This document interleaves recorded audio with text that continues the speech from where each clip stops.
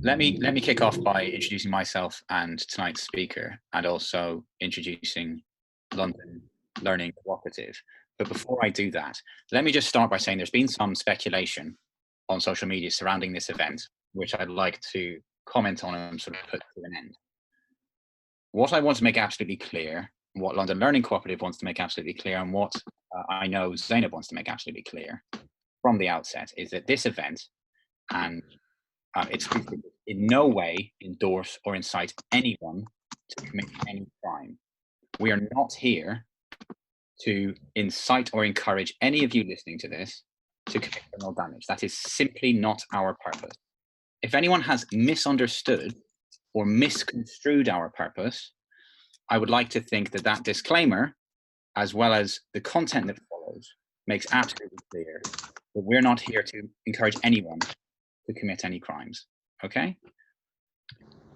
So tonight's format is going to be a brief introduction by myself to London Learning Cooperative, and then an overview of the law on criminal damage. The reason we're giving you that overview of the law on criminal damage is to show you just how serious that offence is, and to make it clear the consequences that you can expect to suffer if you commit the crime of criminal damage.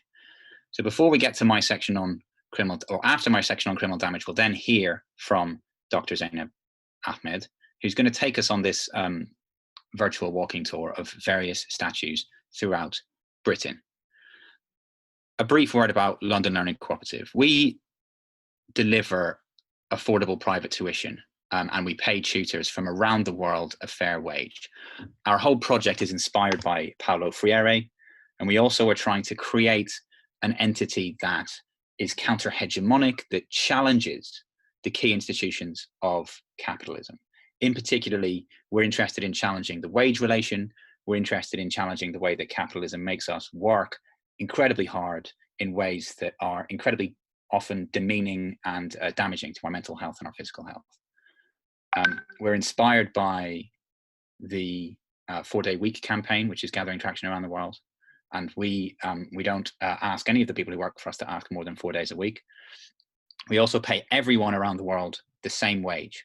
It's currently the London living wage adjusted for a 4-day working week. So a 25% increase to the hourly London living wage.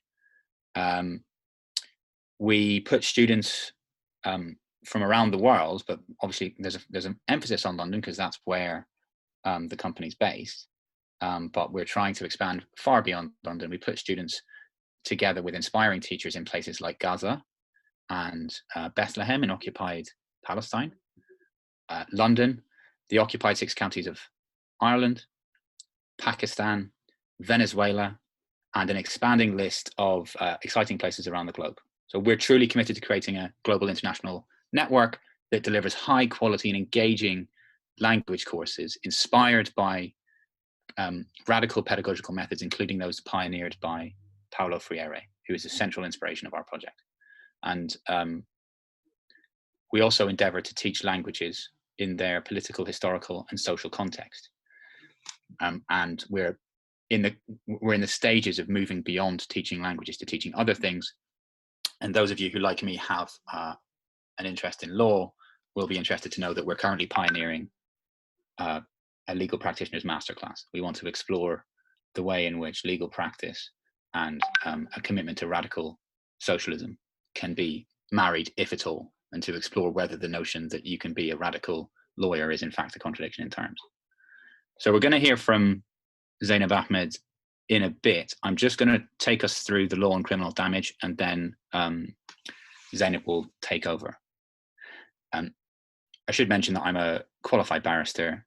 I have a broad practice which includes criminal defence, and I have represented people who have been convicted of the crime of criminal damage. The crime is created by Section 1 of the Criminal Damage Act 1971, which I'll refer to henceforth as the 1971 Act. And that section creates the offence of criminal damage, and it reads as follows. 1. A person who without lawful excuse destroys or damages any property belonging to another, intending to destroy or damage any such property, or being reckless as to whether any such property would be destroyed or damaged, shall be guilty of an offence. The Criminal Damage Act 1998, Section 30, creates a racially or religiously aggravated form of this offence, which carries a higher maximum penalty. The crime of criminal damage is generally triable either way. And that's a technical term that means it can be tried in either the magistrate's court if it's less serious, or before a jury in the Crown Court if it's more serious.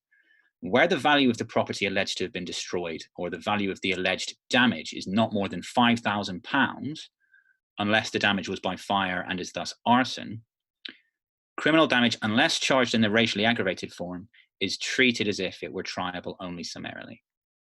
Now, the meaning of damage is left undefined by the Criminal Damage Act, the 1971 Act, but the courts have construed the term very broadly indeed. Criminal damage is not limited to permanent damage, so smearing mud on the walls of a police cell may be criminal damage.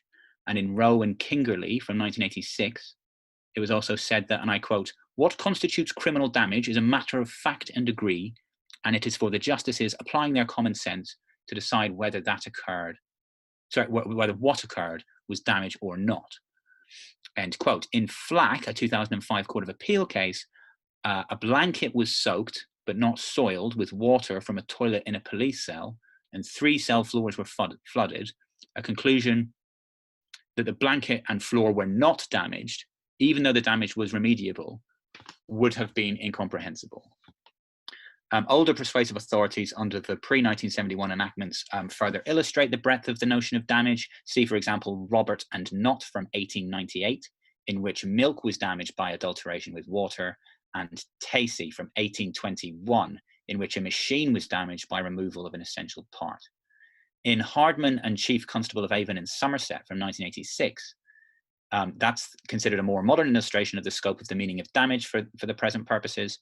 And in that case, water-soluble pavement paintings were held to constitute damage to the pavement. So the damage need not be tangible or visible if it affects the value or performance of the property, per Cox and Riley from 1986. And that's where a plastic circuit card for controlling a computerized saw was held to have been damaged by the erasure of the programs electronically written on it. Nor did it matter that the damage was not permanent, in that it could be remedied as restoring the programs necessitated, and I quote, time, labor, and expense, end quote. The meaning of property found in the 1971 Act is at section 10, which reads, 1, in this act, property means property of a tangible nature, whether real or personal, including money and including wild creatures, which have been tamed and are ordinarily kept in captivity, but B, not including mushrooms growing wild on any land or flowers, fruit or foliage, or a plant growing wild on any land. The meaning of belonging to another is defined by section 10 of the Act, and that states, 2, property shall be treated for the purposes of this Act as belonging to any person, A, having the custody or control of it, B, having in it any proprietary right or interest, not being an equitable interest arising only from an agreement to transfer or grant an interest, or C, having a charge on it. So technical definition created by the statute. Then there's what's called a mens rea element. So to the non-lawyers, or to the people who've not encountered that term, it's a Latin term that refers to the so-called mental element required for most, but not all, crimes. Mens rea is often related to the question of intention, and it's satisfied. This mental element is satisfied in the case of criminal damage by either intention or recklessness. So you can recklessly damage something and still be guilty of the crime of criminal damage. Now, I don't propose to go into the details of lawful excuse, save to explain that that amounts to a defense if you can show that you have a lawful excuse for committing the damage, and the provisions relating to that excuse are contained in section 5. Turning now to sentencing, there's not that many Court of Appeal decisions relating to simple criminal damage. In Toomey in 1993, the offender smashed the windows and door of a restaurant after an argument with the owner. Customers were in the restaurant at the time, and over £2,000 worth of damage was done. 18 months imprisonment was reduced to 12 months on appeal. In Austin from 2009, a sentence of 20 months imprisonment was appropriate for offenders who admitted involvement in a conspiracy to commit criminal damage by painting graffiti on railway carriages, which cost £60,000 to remove. And in Brzezinski from 2012, 18 months imprisonment together with an antisocial behaviour order was upheld on a 23-year-old man who admitted 8 counts of criminal damage, all involving the writing of graffiti in railway carriages. That case may be contrasted with Moore from 2012, where graffiti was painted on railway property and 2 years imprisonment was reduced to 18 months, but an ASBO was quashed because the graffiti was unsightly but not threatening or abusive in nature. In Johnson from 2006, a sentence of 6 years detention in a young offender institution was upheld for racially aggravated criminal damage in the form of damaging headstones in a Jewish cemetery, combined with other racially aggravated offences. 62 headstones had been smashed or pushed over, with damage estimated at £100,000.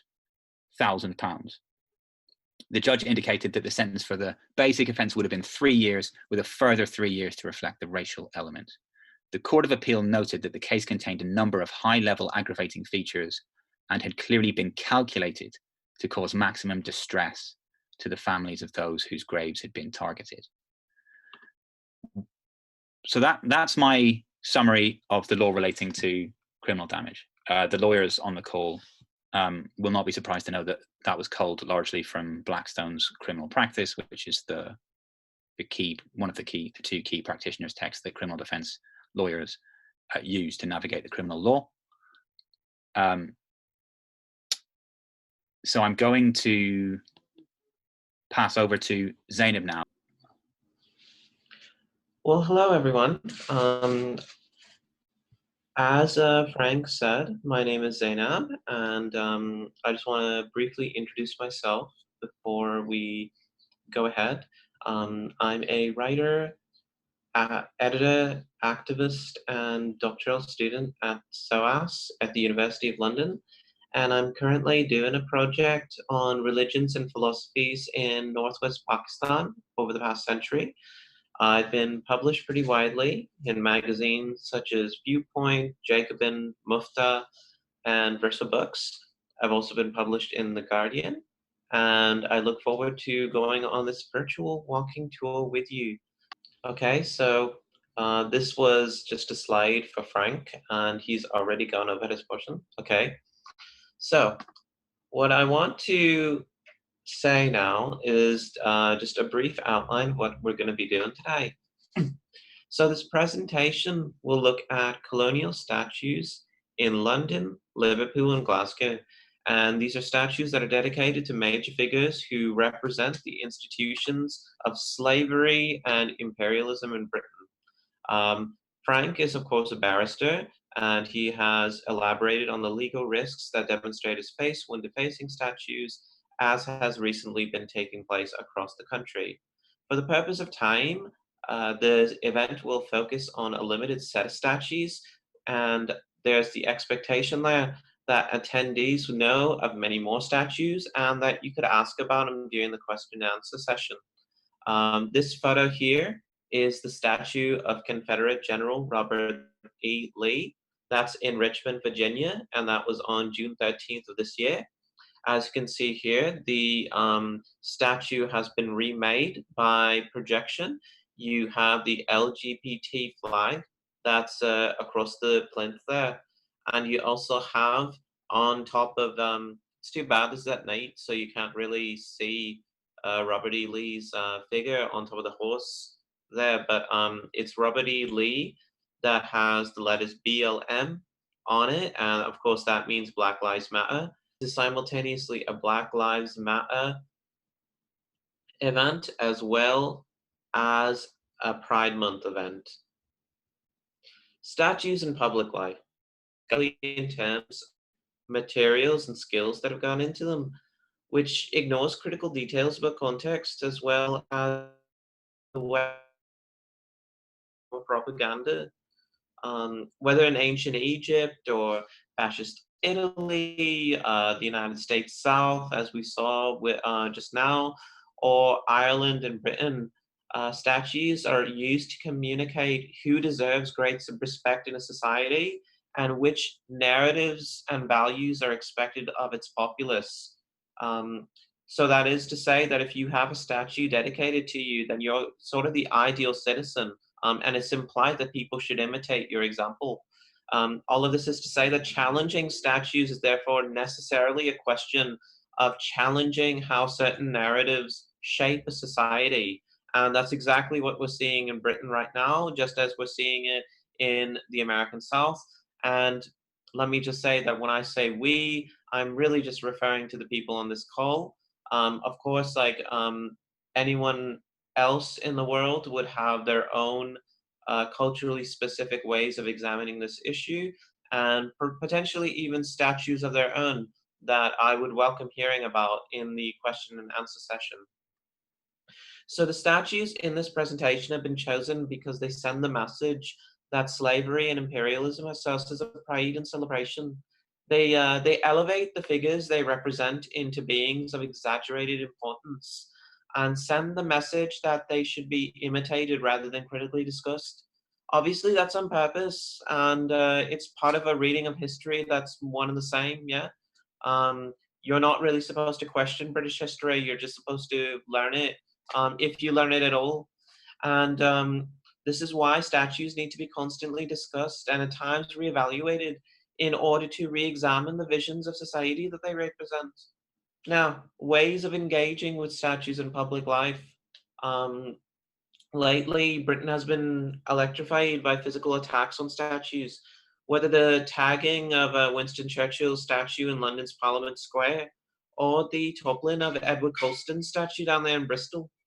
As my friend and comrade Frank McGuinness has already explained, to remember that these actions violate the stipulations of the Criminal Damages Act of 1971, as well as recently proposed laws that would go further to protect national monuments if they're passed by the Conservative Party.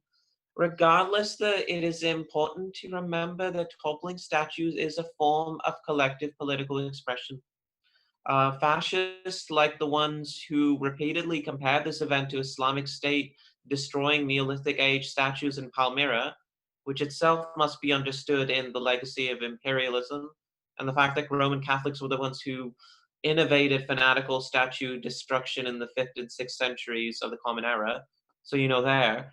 Um, these people are obsessed with statues because they recognize that nationalism as a whole is threatened without their psychic impact in public squares. So that is to say that a debate about statues is a debate about the values and narratives that can dominate the public space. This is also largely why Tories like Home Secretary Priti Patel have been speculating about these new legal protections for statues. And that's all in addition to a classically conservative preoccupation with law and order. You know, and all that being said, we're gonna put that in a bracket here. It's worth stating that physical violence is far from the only form of action that a politically active group may take against statues. And Frank and I have made clear what our feelings are about this. While preparing for this talk, I spoke with several anti-racist activists in Glasgow and Liverpool, some of whom were extremely critical of the approach that was spectacularly illustrated in Bristol. One activist from Liverpool argued that getting rid of the statues completely risks a new form of collective historical amnesia, given that the statues are useful teaching tools and cultural touchstones that can trigger conversations. Others pointed out that one can also engage with the statues through walk-in tours, museums, statue parks, new plaques and inscriptions, and so on. These nuanced positions shouldn't be dismissed because they present different ways of engaging with the racist and imperial history behind these statues without necessarily tearing them down. Regardless of the exact form that engagement takes, the goal should be to actively challenge the stories that statues represent as part of a wider push to create new stories and values that reflect an entirely different kind of British society, one that already exists. So, welcome to the virtual tour. I'll be your guide. It's a shame that I can't be there with you, but you're going to have to just settle for my voice and some of the photos that will show up on the slide by slide. This virtual tour will proceed by analyzing a photo of the statue in question, as well as information about its location and some of the materials that comprise it. It is important to think about the materials used for statues, whether they're bronze or marble, because they actually say a great deal about the hubris and imperial self-conception of the statue materials themselves. And it also makes clear that these are long-term investments that require constant supervision. For example, bronze constantly risks something called bronze disease as a result of prolonged exposure to certain elements. You can say this if you've ever seen like Bronze Age coins or something, that sometimes they have a little bit of green on them. That's because you have to be very careful how you treat the bronze, otherwise it's going to take new forms and directions, the material. So, you know, all of that is to say that statues don't just decide to build a statue one time. Societies don't just decide to build a statue one time, rather. They make ongoing decisions to preserve and maintain statues, such as through the restoration of the marble, for example. And they do so based on the statue's clear impact on public life. Given this constant cultivation by specialists as well as prominent financial backers, it is not unreasonable to propose removing them, replacing them, or discussing them in new and more innovative forms. It simply adds to the discussion that is already taking place when you have a statue in a public space as a living piece of history. So, right here we have Alderman William Beckford.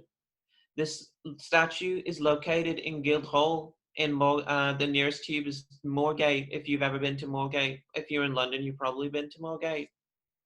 William Beckford is a Jamaican-born politician, twice elected as Lord Mayor of London. Beckford's vast personal wealth came from the sugar plantations in Jamaica, where he owned thousands of slaves on 13 different plantations. Beckford's statue, which is made of marble, was meant to commemorate his famous challenge of the king in a major breach of parliamentary protocol. If you can see closely there, Beckford is flanked by two women who are sitting down. So those are abstract figures. We can talk about the sexism of making women these abstract figures in statues in the Q&A if you'd like. Beckford is flanked on either side by the figures of Britannia and Comus, who are seated and staring off in either direction, as you can see there. And he's sort of in front of you, so he's speaking to you as the viewer. So the narrative is clear. Beckford represents Britain and its commercial strength at its finest. And his exploitation of slavery is a major reason for both his prominence and the country at large. Shifting over here to Victoria Embankment Gardens. This is Charles George Gordon, who also goes by the name Gordon of Khartoum. Charles Gordon was a military leader, and he's best remembered for his efforts in China and Sudan. Gordon was present at the occupation of Beijing in 1860 during the Second Opium War, and he personally directed the burning of the Chinese Emperor's Summer Palace. General Gordon became a major icon of the empire to the Victorian public after he was killed in Khartoum in 1885 while fighting something called the Mahdi Uprising. Gordon's statue is explicitly meant to commemorate imperial warfare, as evidenced by his standing. You can see it, he's in a uniform, but you might not see it in this particular photo, but he has a cane and a Bible. And but what you can see in that photo there is that he has a very pensive expression. His head is resting on the fist of his right hand, and his left foot is resting on a broken cannon. Bronze plaques on either side of the plinth, which you can't see unfortunately, depict women associated with abstract values, including fortitude. So you have a woman with a shield and a sword. Faith, that woman is hooded. Charity, that woman has 2 children, because of course. And justice, where you have a woman blindfolded with the scales and a sword. And you see that particular personification, that particular abstract value a lot, like a woman with a scale and a sword. Like you see that all over the place, that it means justice. Finally, you have the inscription that reads in giant letters, right, fears no, might. It's 3 lines. So right is 1, fears no is 2nd, might is the 3rd line. And that's written on the shield Fortitude, one of the women. Like, again, I want to make this as clear as possible. It's really worth noting that with this statue, like many others, there is an important question of gender roles and expectations in the allegorical figures. But also, it's worth noting that Charles Gordon's statue here is made of bronze. So this particular statue is went up at the turn of the 20th century. One thing that's worth noting is that that's far after his death, which, matters if you're talking about it being a piece of history, that it wasn't actually built entirely contemporaneous of him. Like, it was built much later. And the second is that a lot of these statues that commemorate the imperial period, during the high imperial era, they start to be made of bronze, whereas before, most of them were made out of marble. Which is stylistically very interesting, but it also says quite a lot about how the British regarded themselves at the turn of the 20th century. And it's worth talking amongst yourselves, what would have changed between 1830 and 1890 in the British Empire to create a situation where major figures are commemorated in bronze statues rather than marble. This individual is Reginald Brabazon. He was the 12th Earl of Meath and a prominent Conservative Party politician in the House of Lords. Apart from his charity work, Brabazon was a passionate imperialist, and he's responsible for something called Empire Day, which was recognized as an annual event in 1916. Empire Day was said to be, quote, a symbol of their unity of feeling to those ideals of freedom, justice, and tolerance for which the British Empire stands throughout the world. And in 1958, Empire Day was renamed as Commonwealth Day. Though, like, the fact that it was Empire Day still matters. And also, the fact that it was simply renamed Commonwealth Day should make you curious about what the Commonwealth is actually supposed to be, like what its original function was supposed to be. Perhaps it was meant to kind of be a simple successor to the British Empire, but it didn't really turn out that way historically. The statue itself has a number of inscriptions. You can't see all of them there, but underneath the child at the top that you can see, on one side, the north side, it reads, "To him the British Empire was a goodly heritage to be fashioned unto a city of good." And the other side on the south, you can see Brabazon's face. This statue is at Lancaster Gate, by the way, in London.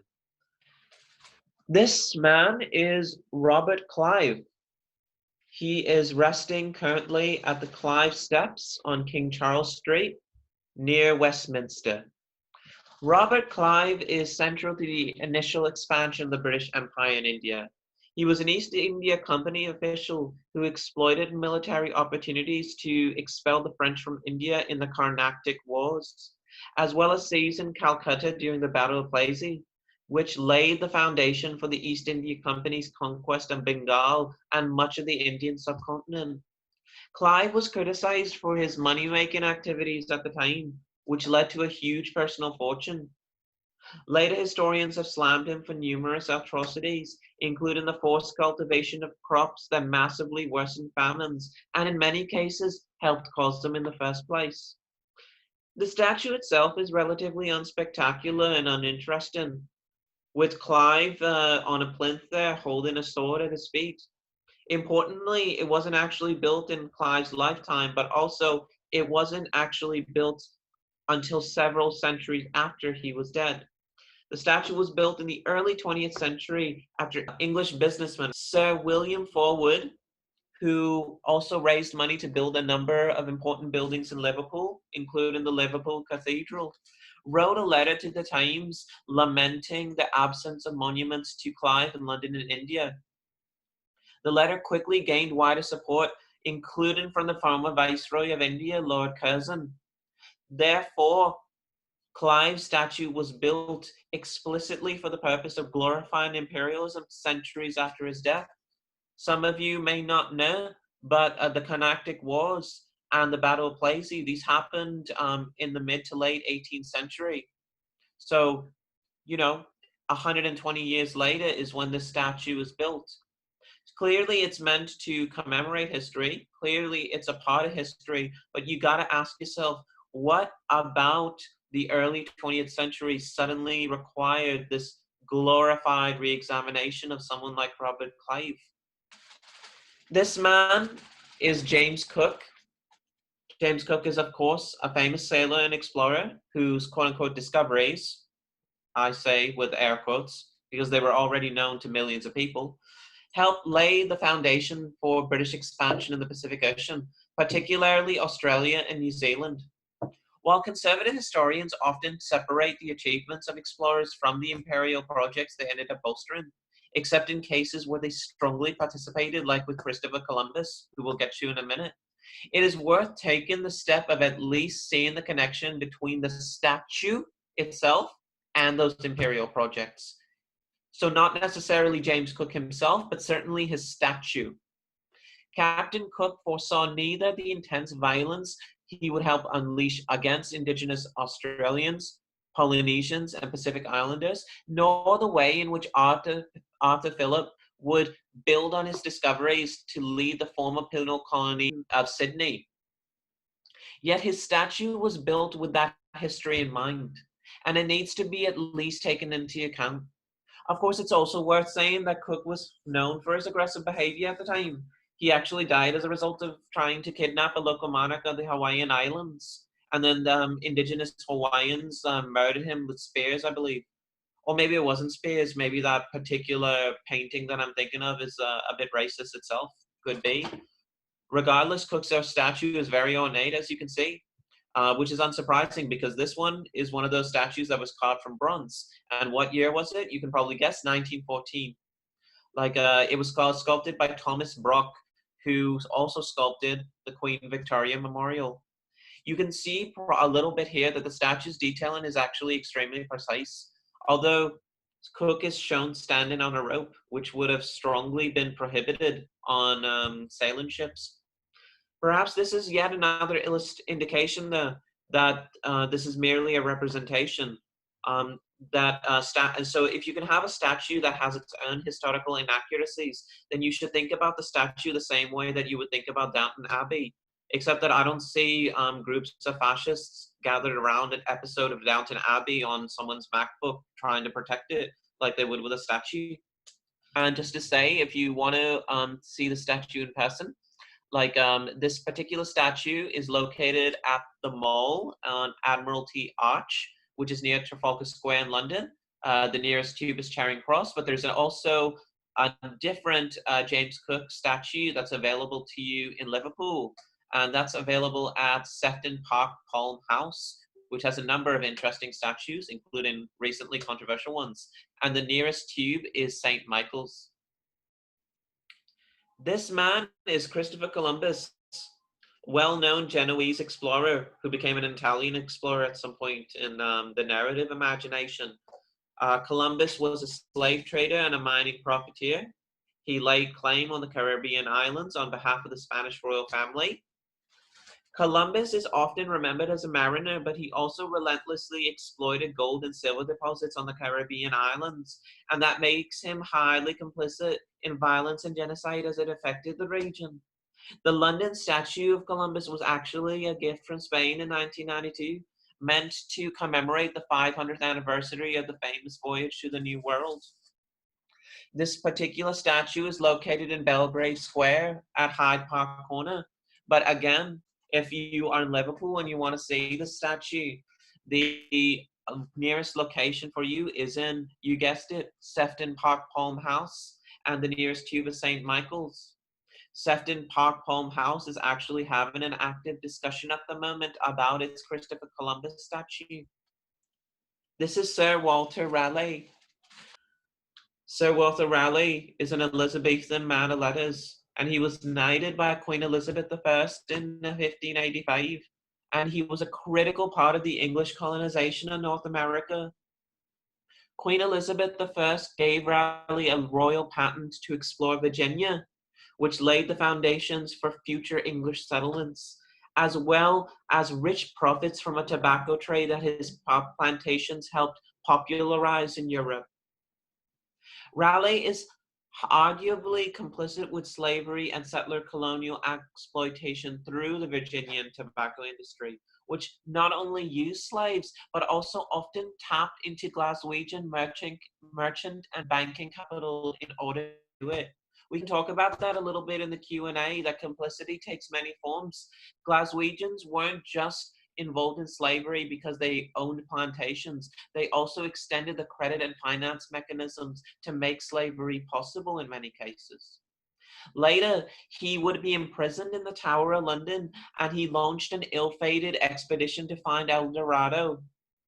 His statue here was erected in 1959 to commemorate the 350th anniversary of the founding of the Commonwealth of Virginia, which is now a major state in America. Well, in the United States of America. America is obviously larger than the US.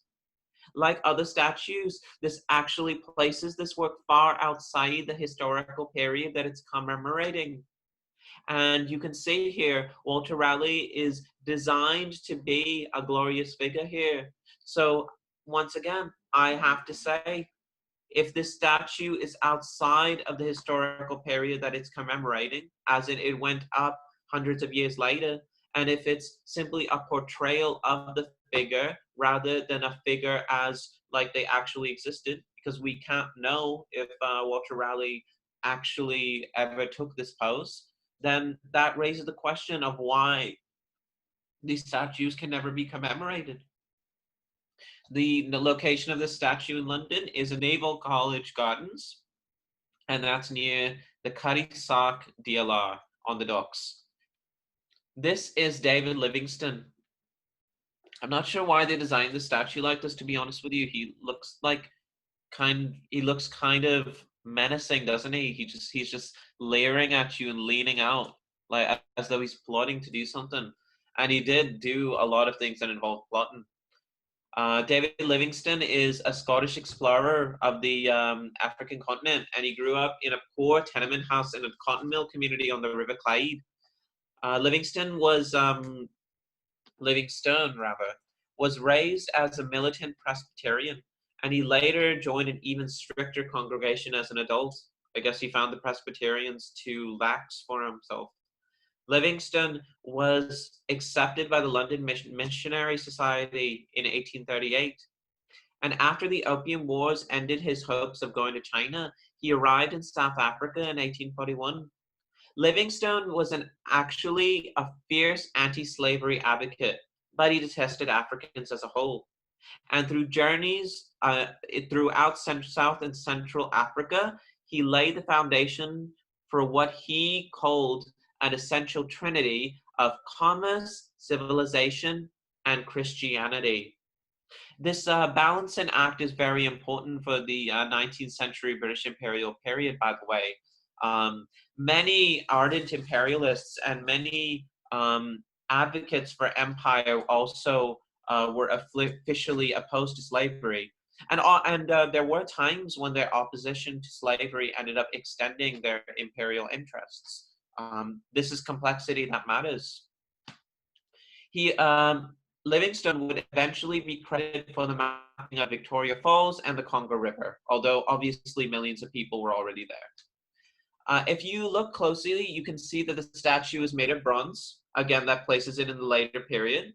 And it rests on a 6-foot-tall plinth outside the Royal Geographical Society, where it was unveiled in 1953.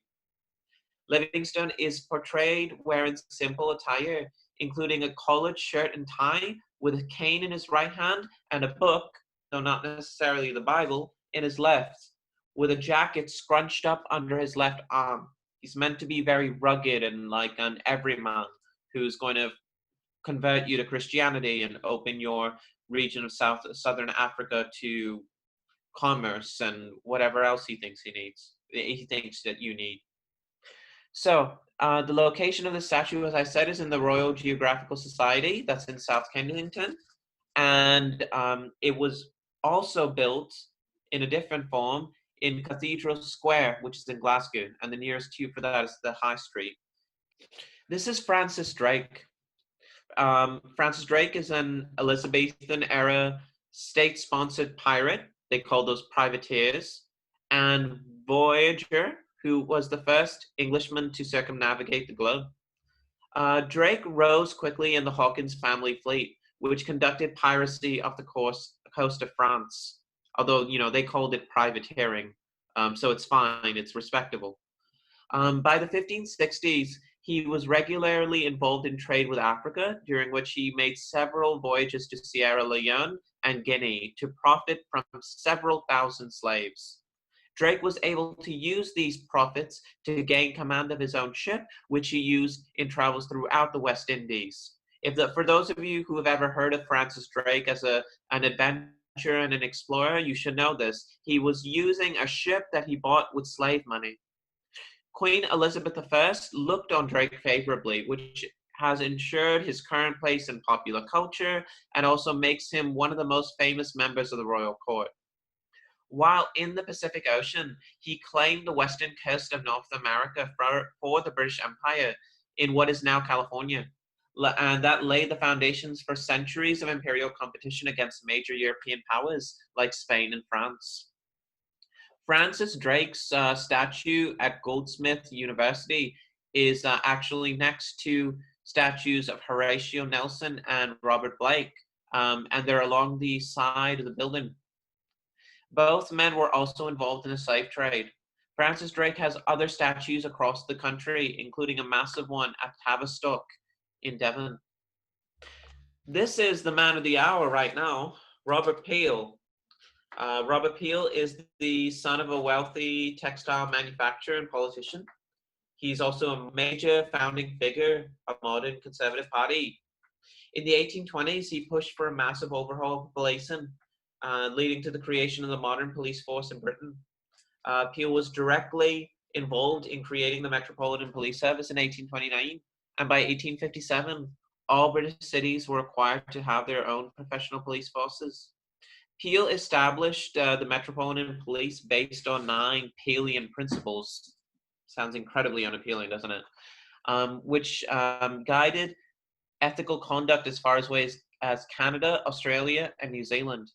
Peel insisted that policing must occur by way of popular consent as much as possible, and that force should be restrained in order to ensure that the police officer retains legitimacy in the eyes of the general public. This is a very British conservative argument. Peel has many statues, but it's worth focusing on the one in Glasgow's George Square, which features him standing with a parliamentary paper in his hands. Similar to this current statue, which is in Parliament Square, the sculptor made the decision to carve it from bronze. And also, you have the innovative decision, as was done in many of Peel's statues, to dress him in a contemporary outfit rather than the early 19th century style. But that also matters a lot, right? Think about it, right? So you have a statue which supposedly commemorates a historical period, a historical figure. Like conservative commentators in this country say that it needs to be staying the way it is because you have to protect history. Boris Johnson certainly seems to think that. But the original sculptor wasn't even putting him in clothes that were from his own time. The sculptor was experimenting and putting him in clothes that are much more recent. That is to say that the entire point of sculpting the statue of Robert Peel in the first place was to place him in the present, which is to say that he is actively involved in the psyche of modern society. The sculptor knows that, and everyone at the time knew that, although the Conservative Party is claiming otherwise now. You can see this statue at Parliament Square in Westminster. I was also talking about the statue in George Square in Glasgow. The nearest tube to that is Queen Street if you're living in Glasgow. But also Robert Peel has another statue. He's all over the country.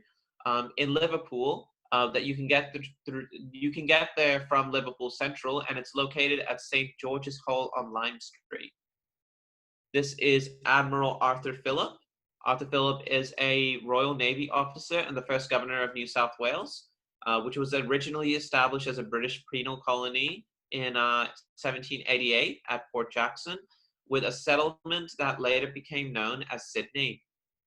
Phillip was critical to the colony's survival in its early years and ensured that it had strong civil administration, agricultural production, and legal infrastructure.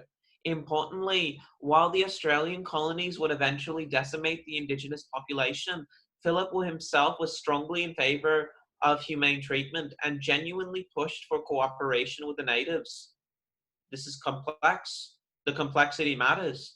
Yet similar to Cook, the question is less about Phillip himself and more about the context of the statue, which has a plaque that praises Phillip's quote-unquote indomitable courage, prophetic vision, forbearance, faith, inspiration, and wisdom. There are also two brass side plates that you can see here, one of which shows the Australian flag being raised at Port Jackson, and the other Phillip himself surveying the landscape. While the memorial is clearly for Phillip, it's also clearly designed to boast about the values of bravery and ingenuity in that were critical to imperial conquest in Australia. Now, this is located on Watling Street, rather. That's near St. Paul's Cathedral, which is in London. So, now we've arrived in Trafalgar Square. So, this particular statue is of Henry Havelock. He is a legal theorist and a renowned major general who is known for military service in the Anglo-Burmese War of the 1820s, the First Anglo-Afghan War in 1839, and the recapture of Cawnpore and Lucknow from rebel forces during the Indian Rebellion of 1857. Known to some of you as the Sepoy Mutiny, I disagree because I find the framing of it as a mutiny to be quite racist, and I'm willing to defend that argument. Havelock died of dysentery in India later in 1857, with posthumous honors enjoyed by his family. This statue in Trafalgar Square was criticized, along with that of General Charles James Napier nearby, he's on the next slide, by Ken Livingstone in 2000.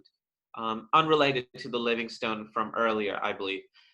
Ken Livingstone suggested that they should be replaced with other figures, basically. Because he said, I don't know who they are, but I think he was being facetious, although who knows with him.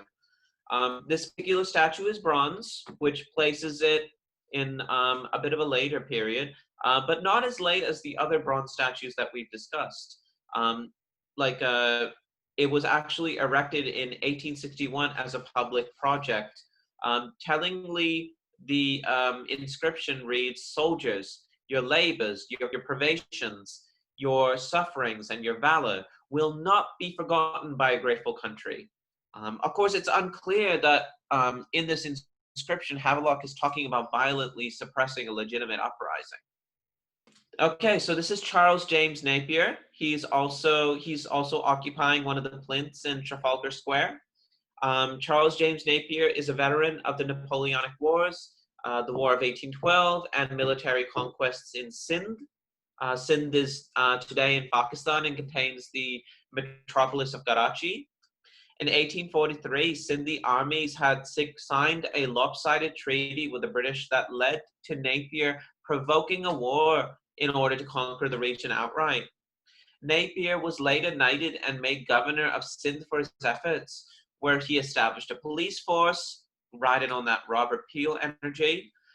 He established trading infrastructure, and he harassed northern tribes that were operating on the British Indian border. That wasn't really a fixed border yet. It's complicated. You can ask about it if you'd like. Earlier in his career, Napier was in charge of troops that attacked Chartist demonstrations in northern England. This particular statue in Trafalgar Square is blonde, as I said. It's several plinths away from Henry Havelock's statue, as I said, and it was erected in 1855, shortly after his death. Generally speaking, and especially with Nelson's column at the center, Trafalgar Square needs to be understood as a living monument to the High Imperial project and the High Imperial period. And it should be contested as a whole through concerted political organizing. The Duke of Wellington is this one, but if you notice, this particular statue has a cone on its head. This is the famous statue of the Duke of Wellington that's in Glasgow, and occasionally that cone is exchanged with other things. During the Brexit referendum, it was a cone with the stars of the EU flag. Currently, that statue has a face mask on it to mark the pandemic. It's meant to kind of signify that the city is kooky and interesting. The Duke of Wellington's real name is Arthur Wellesley. He is an Anglo-Irish soldier and Tory statesman who became the first Duke of Wellington. Wellesley defeated Napoleon at the Battle of Waterloo in 1815, which is the history you might have heard about. And he served twice as prime minister, becoming a leading political figure in Regency period Britain. Before fighting Napoleon, and this is a story you might not have heard of, Wellesley served as a member of parliament in Ireland as part of the Protestant ascendancy, and he also fought against the Mysore Kingdom and Maratha Confederacy in India. He has an exemplary military record. Even as a left-winger, I can say that. It's really incredible. He has major victories in over 60 different battles, and he's well known to be an important defensive commander. He defeated Napoleon in Waterloo, so there's really a lot to be said about this guy. This equestrian statue is located in Royal Exchange Square in Glasgow. It was erected in 1844 outside of Lord William Cunningham of Blandshaw's mansion, which is now the Gallery of Modern Art. Cunningham was a major figure in the Glasgow finance and merchant syndicates that dealt with the American tobacco trade, particularly in slave-holding Virginia, which means that the statue was built with profits from slavery. The friezes around the statue commemorate various military victories, which in this case means that the statue actually glorifies imperial conquest in South Asia, in addition to the stuff he did with Napoleon. So, this is all very complex, right? Because clearly I think this man needs to be discussed, and clearly the cone statue is a part of the local character, but also there's this relentless history of slavery and imperialism that's embedded in the statue, but also the entire area of Royal Exchange Square. So you have to think about what can be done about that. Finally, we end with Frederick Roberts Kelvingrove, whose name is Lord Roberts for some stupid reason. So Lord Roberts is a prominent British military commander. He was born to an Anglo-Irish family in India. Remember the Protestant ascendancy? He was born to them in India before joining the East India Company army shortly after the Indian Rebellion of 1857. So he basically just missed it in terms of the high points of his career. But Roberts was he was a young officer during the crackdown that followed the Sepoy uprising that triggered a more general revolt. As I said, I don't like calling it a Sepoy mutiny. I think that's racist, and you should also think that's racist. And he was awarded the Victoria Cross for gallantry. Later, Lord Roberts would fight in Ethiopia, Afghanistan, and South Africa. In South Africa, he led British forces during the Second Boer War, and he died a renowned statesman and a very successful man. He was the last commander-in-chief of the forces before that post was abandoned abolished in 1904. So you can see here, this is in Kelvingrove Park in Glasgow. Kelvingrove Park is, of course, named after him. And the statue was sculpted in 1916, and it's made of bronze. It shows him mounted on a horse, with relief carvings of soldiers and horse-drawn wagons below. You can kind of see them in that photo. I think you can see this. There's a man. No, you can't see the man at the rear, but there's a man at the rear, and he represents war. And then there's a woman at the front representing victory, because obviously a man would represent war, right? So you can see the motto there. It says "Virtute et valor," which is Latin. That means by virtue and courage. And that inscription is purposeful. It's meant to reflect the confidence and hubris of the High Imperial period. The Calvin Grove Park statue is actually a copy of a similar monument that was erected in Calcutta in 1898, though the Indian version doesn't have the same inscription.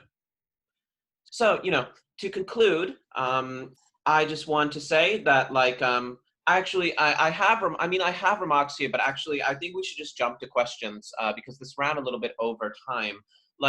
So I just want to say that, very quickly, that while I think it's important to talk about racism and imperialism when it comes to these statues, what everyone needs to remember is that there are ways to talk about racism that don't mean talking about imperialism. And one should resist that impulse. You have to talk about the British Empire at the same time as you talk about diversity and inclusion in Britain. Those conversations have to be seen as different sides of the same whole. Otherwise, you're going to have a nationalist discussion of imperial history that ignores the fact that imperialism is an ongoing process of which Britain continues to be a part. Amazing. So I see there's a question from Amy, who says, and I'll read it out, and then perhaps Zenab, you can give us your thoughts on the question. So it says, "Thanks so much, Zenab and Frank, for the intro. I found the point about the history at the time of creating the statues really interesting, as it seems most of the statues were put up quite some time after the event. What do you think are some of the key events and circumstances that led figures at the time choosing to commemorate these figures from so many years before?" That's a very good question. I'm going to refer back to the statue where this is very clearly the case. Obviously, this is true for most of them, but it's very clearly the case with Robert Clive, the statue that's currently up in Westminster. Just to go over that fact once again, that particular statue was built in the early 20th century after an English businessman, Sir William Forwood, wrote a letter to the Times lamenting the fact that there were insufficient monuments to Robert Clive, which is, ooh, how terrible. That the timing does matter. I mean, a lot of these statues go up at very specific points. This is true in the American South with a lot of those Confederate monuments as well, right? A lot of them go up in the 1950s and 60s, and the reason they go up then is to mark Jim Crow. The reason a lot of these statues go up in the 1890s to the 1910s in the British case is because that is really the nadir of British imperial strength and glory. So that's really when people feel as though they need to commemorate these figures, is when the Marxist term for this, I don't know if you've heard of Karl Marx, so I've read a couple of things by him. The Marxist term for this is the ascendancy of finance capital, as a theorist Rudolf Hilferding define it. That's the more dense Marxist economist definition of what happened that would lead to a lot of these statues being built. I could explain that very briefly as saying that the country just got a lot richer in terms of its state capacity and in terms of its imperial capacity. And it's at exactly that point that a lot of these statues start going up, right? So that, makes the point even more clear. These aren't meant to be accurate representations of history. They're meant to make you feel good about imperialism, because 1900 in Britain was an amazing time to feel good about imperialism. And then you have another wave of statues being constructed, as you might have seen, A lot of them are in the 50s and 60s, and that's in reaction to decolonization. And that's as much as I can say about it in like a short answer to a question. Fantastic. And if there's any people who don't share our politics, you're very welcome to ask a question. There are some people getting very angry. We boiled a lot of piss with this event.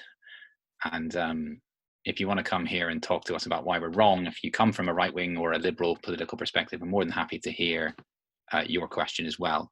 I see we've another incisive question from Andrew Awad. Thank you for your question, Andrew. He asks, thanks, Dr. Zenab. I was fascinated by the idea that one of the statues was dressed different than its times. Are there more examples for that? Yeah, no, it was innovative at the time, right? Like, because like it was like very experimental to do that in the 1860s and the 1870s. You do have more examples of that sort of thing when you have statues that are being built over the 20th century.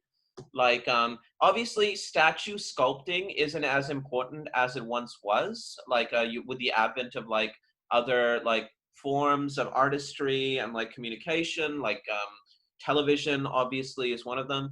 But like, but if you think about it, like this particular idea of like dressing the statue in clothing that is more like contemporaneous to the viewer, right, rather than the statue wearing the clothes of its own time, like you do see like artistic representations of Jesus Christ that do that, like all the time. That comes to mind.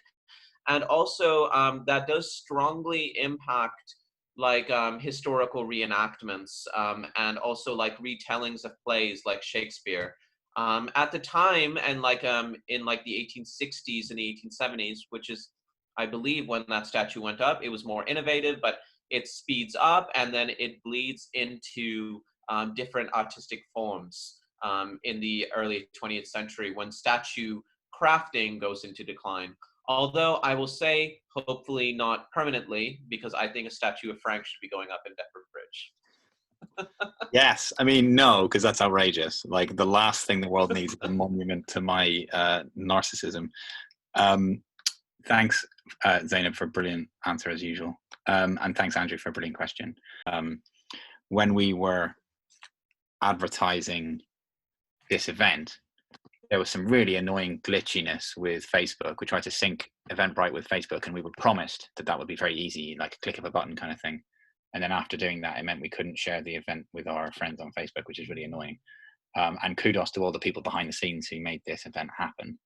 I haven't asked them in advance if they want to be mentioned, so I won't say their names without their consent, but suffice to say that a lot of work went into this event behind the scenes, so thanks to that. I see there's one in the chat rather than through the Q&A mechanism, which says, what do you think about Oriel College announcing the removal of their Rhodes statue just now?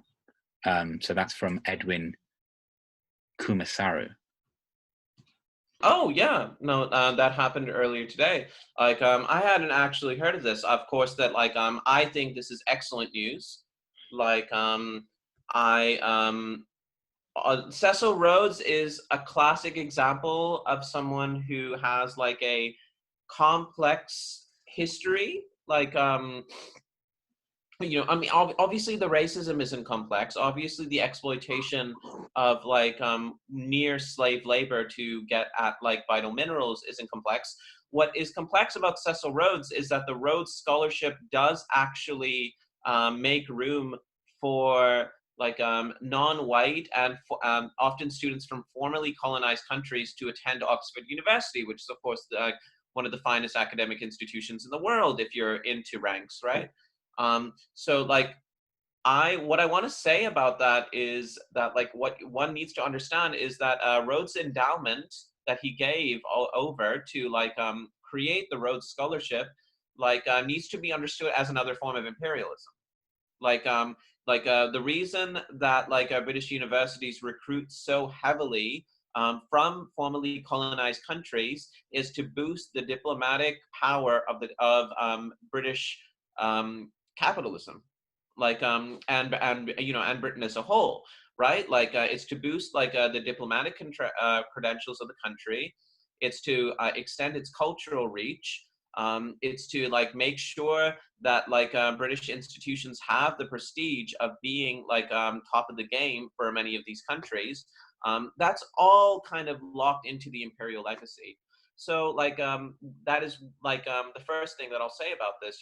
Cecil Rhodes is seen as a kind of a divisive figure because it's oh, but this Rhodes Scholarship, it gives people all these opportunities to study, but it's let me just say to all of you that even if education was free, which it isn't, even if Oxford University wasn't full of people who love being so full of themselves, that scholarship would serve extremely cynical ends that represent a more liberal spin on imperialism rather than the hardcore exploitation and racism that Cecil Rhodes is documented to have participated in.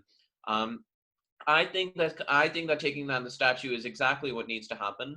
Of course, I want to make sure that Oxford University has other mechanisms to discuss its role in imperial history, which is ongoing, as I've said. So I would have to speak to different students who are active at Oxford in order to make sure that student campaign work around the Rhodes statue shifts to making sure that there's active maybe even coursework that talks about Cecil Rhodes and tackles the imperial processes that enabled him and that were reinforced by him. I don't know if I can just add very briefly to your excellent answer, Zainab. I've been looking around the chaos of my room, which is belied by the very kind of neat-looking bookshelf behind me. So I've sort of curated the picture that comrades on the call receive. I'm trying to find my copy of Hannah Arendt, which I was reading when I was in Palestine. I can't seem to find it, so I've used Dr. Google instead, and Dr. Google's come up with an article by Hannah Arendt. So it's not her famous Origins of Totalitarianism to which I was referring, but it's called Imperialism, Nationalism, and Chauvinism by Hannah Arendt. And the opening paragraph of that says, "Expansion is everything," said Cecil Rhodes, and fell into despair, for he saw every night overhead vast worlds which we can never reach, part of the universe to which he could not expand. He had discovered the moving principle of the imperialist era, and yet, at the same moment, he recognized in a flash of wisdom its inherent insanity and contradiction of human conditions. Naturally, neither insight nor sadness prevented him from expanding. He had no use for his flash of wisdom that had led him far beyond his normal capacities, which were those of an ambitious businessman with a marked tendency towards megalomania. I pass no comment on that quote, but I just thought it added something to the discussion.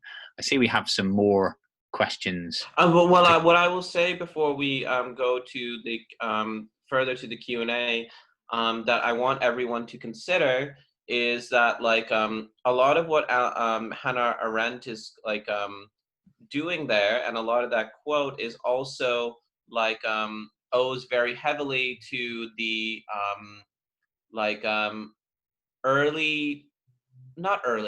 he wrote in Latin. Plutarch, who is a Roman who wrote in Latin, and he wrote in the Moralia a quote that is famous, actually. It's called, and Alexander wept because there were no more lands left to conquer.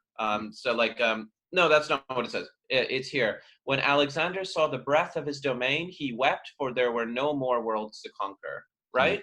So it's an inversion of this Latin quote, and in that it's an inversion, but also through the inversion you can also you have the imperialist that sees the universe around him as though he's a god.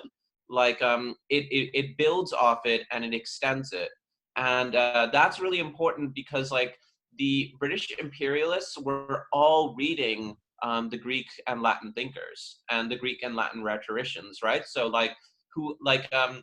whoever came up with that first, I don't think Hannah Arendt necessarily wrote that, but maybe it was her.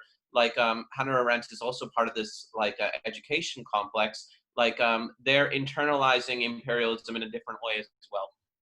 That's all I wanted to say. we have a trickle of questions coming in. The next one is from Katie, who asks, are there any collective efforts to document the location of these types of statues, as well as street names and other examples of imperial or colonial legacies, etc., particularly as a way to organize to raise awareness of their existence, advocate for changes, removal, etc.?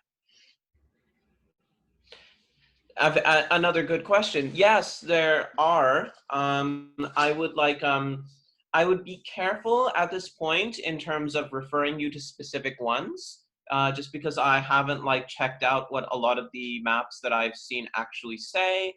I can't validate the organizations, but there are if you Google statue maps, there are different statues that are increasingly documented across the UK. I know that activist organizers are starting to compile huge databases on Google Maps. What I will say is that unfortunately, a lot of the material on this is very centered on large cities. You know what I mean, like London, Glasgow, Liverpool. Manchester, but also in addition to that, certain regions are overrepresented. So Devon, for example, you can read a lot about the statues in Devon, but there are other statues in more remote places in Scotland, for example, that aren't as well discussed. So all that is to say that recognize the limitations of the maps that you see, and also go out to gain and distribute information where you don't see information adequately represented. Fantastic. We have a question then from an anonymous comrade who says, so I know you stated at the start of the talk that you are not advocating removal of these statues, but what do you think their presence continues to offer? Where do you stand on the idea that removing them could be seen as trying to wipe clean a not so great empire renaissance part of history in our history of statue building? A very important question. I mean, one thing I'll say is that it really depends on the statue. I realize a lot of people. Oh God, I mean, I realize that a lot of people who are involved with this issue want one response in terms of whether things need to be removed or whether they need to be engaged with in a different kind of way. Firstly, I will say that it really depends on the statue. Secondly, I will say that I think that there are statues where if you changed the inscriptions, and also if you moved them away from public squares and put them in new kinds of museums or in graveyards or something, and structure them as part of a tour, it fundamentally remaps what the statue is supposed to do psychically to the people who view it. It robs, especially if you take away those stupid fucking stone plinths where it's it's supposed to just impose on you, just I'm terrifying you. Do you know what I mean? But if they were reduced considerably and you were on eye to eye level with them, it would really humanize a lot of these people, and it would humanize the imperial experience. Obviously that might not work based on any statue, but it is important sometimes to have statues there in some form that you can actually engage with them. If you're doing a tour, if I was actually in front of for example the statue of Gordon of Khartoum, then I could show you literally where all the weird little muses are, these sexist representations of women. And then I could show you the fact that a lot of these women are actually scantily clad in a very specific kind of way that you'll know it when you see it. It's not like Pornhub scantily clad, right? But it's scantily clad based on the definitions of the time. And that's a very visceral experience that you feel when you see it. So the statues can be potentially useful for anti-imperial education, but it just depends on where you put them. It depends on how you talk about them, and it depends on how they continue to be talked about. Fantastic. We have a question from Lois Clifton, who asks, should the left be calling for statues to be put in place of those being taken down? Is there a tension there in terms of putting someone on a pedestal, a different kind of iteration of great men rather than masses moving history? That's a very good question. I think that like the right model is actually from like there are actually monuments to animals like that participated in World War I that I think are a really good example of where the left could potentially go. There's like as I don't remember where exactly it is. I think it's in London. There's a statue of a horse like that commemorates like horses that participated in World War I, right? Like and it's a very moving memorial, right? Like especially if you like animals, which I do. Like and the message isn't that you are commemorating one specific horse, but horses in general.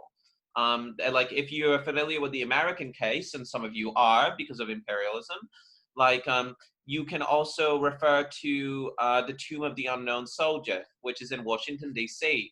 The Tomb of the Unknown Soldier is not meant to commemorate one individual soldier, but rather soldiers in general. So like it is possible to actually design memorials and monuments and statues in such a way that you commemorate like entire groups. So like I don't see why you can't commemorate proletarian actors in the abstract through a statue. I mean, you would have to get a little bit more creative. But also, you know, I mean, like, I think whoever asked this question is certainly correct that there's something about the statue form and how it's designed that like makes it magnanimous and makes it imposing and statist like in a lot of ways as a result of that, which is partly what I said, why I said what I said, that like you need to consider even just removing the plinths, right? Because like even a detail like putting those statues elevated above you could end up like imbuing people, as they are meant to do, end up imbuing people with a sense of like hierarchical subservience. And that could potentially be counterproductive. Certainly the statues of Lenin that replaced the statues of Stalin across Eastern Europe, like they carry that spirit. Fantastic. I suppose one thing I'd say is that before this, I'm a part of a very strange but interesting and productive Facebook group that I was invited to by a friend of mine who I think it's fair to say has very conservative politics, but very interesting, thoughtful individual. And he's an officer in the US Army, and he invited me to this group some years ago. And I've got much productive insight from it since then. And I invited some of the comrades in that group. I seem to be the only Marxist in the group. I think maybe there were some, but they got bored and left, whereas I find it fascinating to talk to these Tory military types. And I shared this event with them in the hope that they might come and share their insights with us. But they all seem to be chickening out for some reason. I'm not sure. Maybe some of them are on the call. And if they are, it's wonderful to sort of meet you in a slightly more intimate context than the Facebook comment thread format. But one of the comrades there, who shall remain nameless, said, seriously though, Sean Bailey has suggested a 100 new plinths to be put up to modern heroes, and who would you suggest goes up?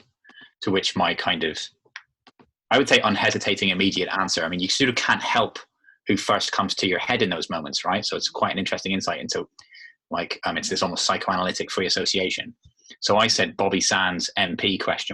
Now, obviously, the MP in his name is kind of open for debate, because of course he was elected to Westminster before he died on hunger strike.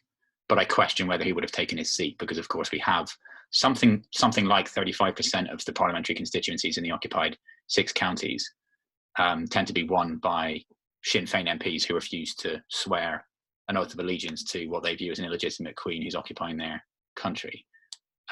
So it does raise an interesting question, doesn't it? Like Nelson Mandela as well has been criticised, hasn't he, for being a terrorist by some, whereas others, I think a majority even of liberals, concede that the violence the ANC deployed against apartheid in South Africa, with which of course Cecil Rhodes is intimately connected, that violence was essentially legitimate, and that it was violence against property rather than people. That was the ANC's, like the IRA, that was their dominant strategy, was to try and cause economic damage. That's not for a moment to ignore the people who did lose their lives at the hands of those organizations. But I definitely think it's an interesting question. We do have more questions. Let's listen to one or two. Just very quickly, like, Yeah. if you've ever been to Altab Ali Park, that's the type of thing that, like, I think could be commemorated, is like people like Altab Ali, who participated in like anti-fascist backlash, like and that would certainly send the right message about like British society. Go ahead, Frank. So we have another question from an anonymous comrade who says, usually during the revolution, people would make changes such as taking down statues and renaming names of the streets. Do you think this might be a sort of revolution? And one more question is, can we talk more about the statues and sexism? Yeah, in terms of revolution, yeah, like I think it does like fundamentally undermine like a high imperial notion of British society and British life. Whether that is in itself a revolution, like I don't personally think so, but it certainly is an important cultural step towards British people emerging from this little England, like little Britain mindset, and like seeing themselves properly as a part of the world around them, which would, you know, like have a bounce over effect in multiple different ways.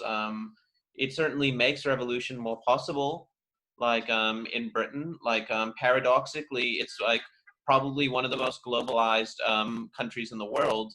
Like is modern Britain, but at the same time, like try talking to a white person in Britain and actually hearing something other than like British English, right? Like it's incredible, like the fact that those two things can happen, that like you have all these white people in Britain, yeah, that are just like don't know anything about the world around them, but like Britain as a whole is like massively cosmopolitan. And I think that there are many cultural changes that need to happen in order to make Britain properly global in its outlook and in its sensibility. And taking down statues, renaming streets, getting rid of these like kind of this residue from a previous era is an important step in that direction. When it comes to statues and sexism, like I think it's like it is extremely important to remember that and I pointed this out quite a lot during the talk, like a lot of the friezes and a lot of the bronze plates feature like women embodying like abstract values, like the justice one, for example, or charity, which is like a woman with two children. Like actually, like we can focus on the fact that charity is a woman with two children, right? I mean, like there are fundamentally sexist premises embedded in how the statues are designed. Like several of them, as you may have noticed, just had some fucking like guy like standing, looming over you. He's staring at you. He like the alderman was talking. Georgia Khartoum is like being kind of like being pensive, like and you know like then you have these women that are just like kind of maintaining the world around him, or they're just kind of like sitting down and they're like looking off, or they're like holding shields but they're clearly subordinate to him, right? Like those are designed in order to like make you like see more of the man. It like it should be it should be like understood and noted, like he can't actually be at the center of those monuments without women in subordinate positions around him, which is like which should tell you a lot about what imperialism meant for gender roles in the United Kingdom, right? That it like empowered a specific kind of middle class gentleman to like tower over not just the world around him but also his household, like and like his family like wasn't like it wasn't colonized obviously, right? But like the middle class family is meant to kind of like be servile and meant to kind of just be these like very narrow like categories, like women like just taking care of the cooking, or like women like being incredibly artistically gifted and playing piano all the time, like and that was their role, right? Like for the imperial household and like for the imperial gentleman. You can also talk about the division of labor with servants and stuff like that in addition to that. But like, you know, like that's besides the point. Like the point is more that like the statues normalize a certain way of thinking about women in like relation to men, that it like strengthens massively through the imperial period. And in conclusion, for that reason, if you are a like white middle class British woman and you're like watching this lecture, I would urge you not to think that the fight against imperialism excludes you, because many of the gendered expectations that you have to deal with in middle class life today are directly a result of the same imperialism that led to my grandfather serving in Burma as part of the British Indian Army, like as a non-commissioned officer. Absolutely fascinating, Zenab. I don't know if I can, I think we should try to wrap up in the next 5 minutes, and I see that the questions have come to an end. So I'll just riff off of some of what you said, if that's okay.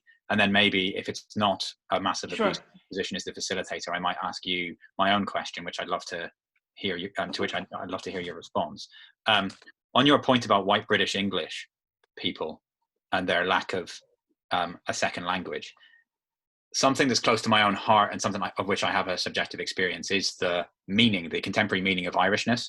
And I think that it poses a very productive backdoor into whiteness.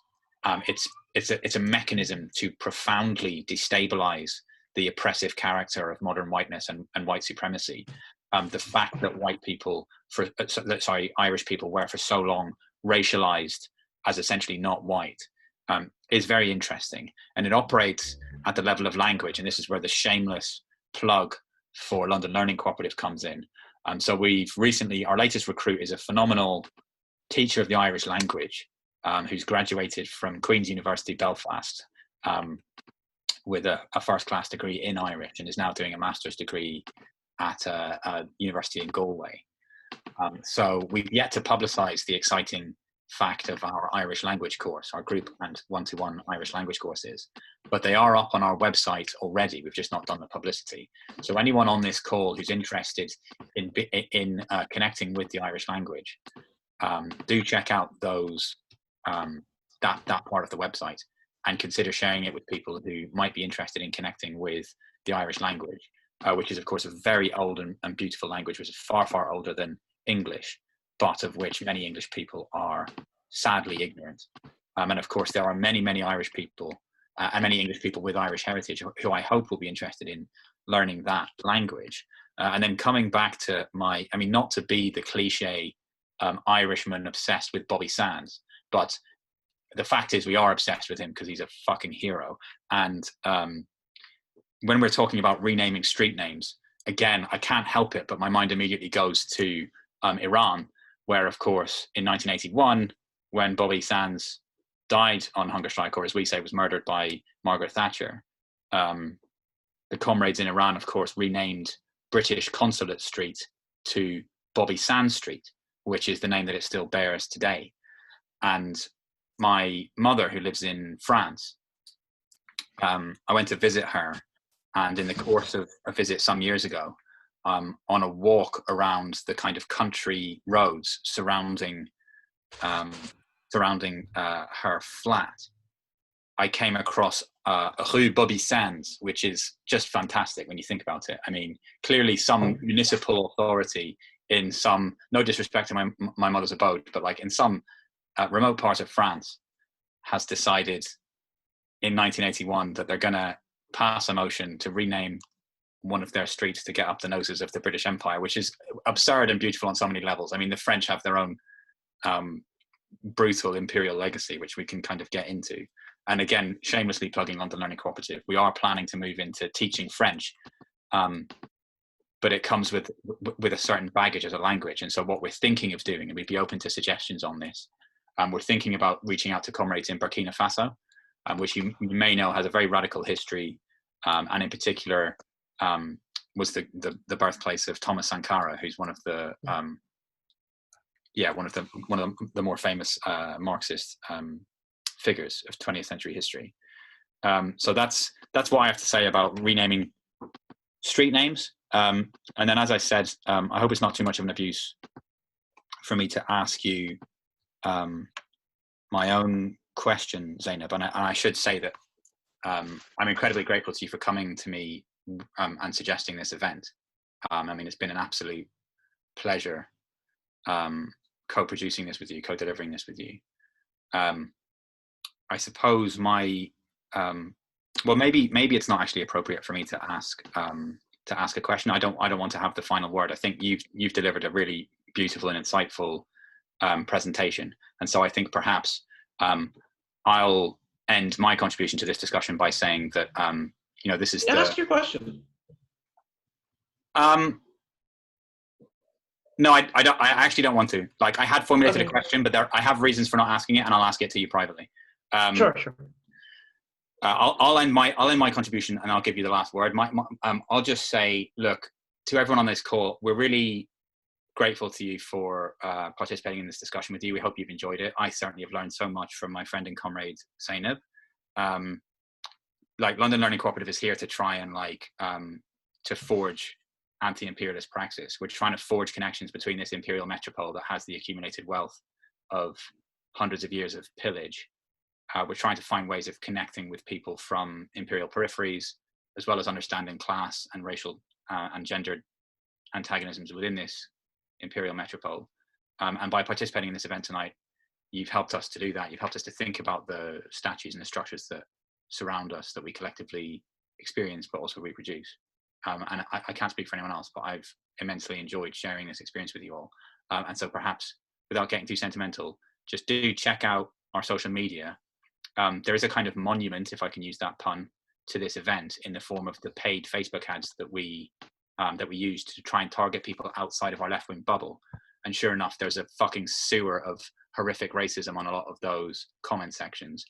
We did think about deleting those comments, but we thought it was a fitting legacy to the kind of people who seem so oppressed by the ideals, I suppose, expressed in the comrades in Bristol, who through various mechanisms have been trying to criticize the presence of that slave owner, that guy Colston. But do talk about what we're trying to say beyond this event. It's a really important discussion that we're trying to have, that we're trying to contribute to, and we're really grateful to all of you for helping us to have this discussion. So I'd rather not ramble on, because I could ramble on all evening, but I'll pass over to Zenab for the final word, and then I'll just and then we can draw the event to a close. Yeah, so as a final word, I definitely support thinking about statues in terms of the various areas of British life that they have impacted and that feed into them. So, sexism, racism, imperialism, all of it, yeah? I definitely recommend continuing to interact with either me or Frank on this or other topics. You can interact with me by adding me on Facebook. My name is Zenab Ahmed on there. You can find me by typing in facebook.com/Pakistanarchy. So, the word Pakistan is, of course, my ancestral home, and then archy at the end there. And you can also find a recording of this talk that will be posted to the London Learning Cooperative YouTube, as well as the London Learning Cooperative page. I am also going to convert my notes into a Medium post, probably, and it's going to include the YouTube recording, and that's just so that you can have an accessible resource to build into your own studies as far as engaging with these statues goes for you. Fantastic. Thanks everyone for coming, and hopefully see you at a London Learning Cooperative event very soon.